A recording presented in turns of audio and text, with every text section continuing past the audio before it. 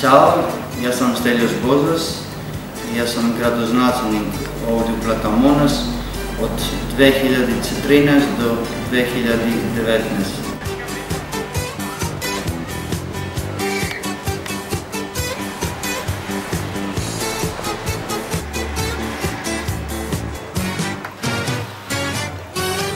Stari ljudi gotovo, koji ima 70-80 godina, gotovo, hvala ti puno, stop.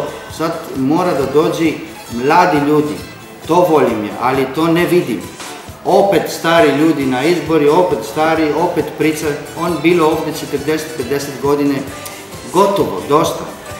Ali mladi ljudi ne voli, ne znam, svi u internet, svi u Facebook, svi u Viber, tako je.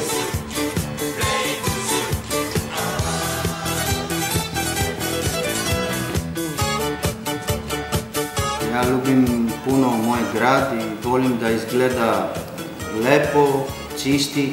Znam, nije mnogo čisti, imam i veliki problem. Grčka, znate kako, imam i krizi veliki. Sad kancelarija nema pare puno, nema ljudi da radi u gradu, da čisti.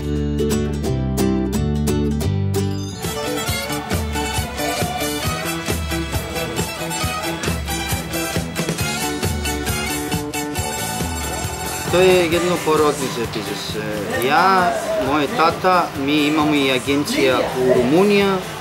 Mi volimo otvoriti sad i u Srbiji jednu mali agencija da vidimo kako ide. Moja mama to je kuhinja ovdje, moja sestra u bar. Samo biznis porodice može da radi sad.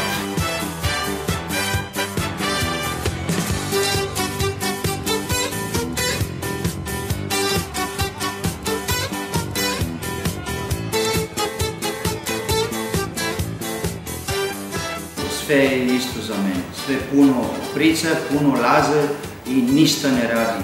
I on laže puno, kazi puno i on ništa ne radi. Kad dođe euro u Grčka, to je bilo katastrofa. Može u EU, ok, sve u redu, ali mi volimo i drahme.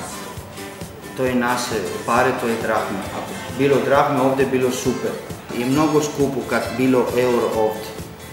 Ako bilo drahme ovdje, imaš pare, misliš imaš pare. Sad euro, misliš nemaš pare, nema ništa.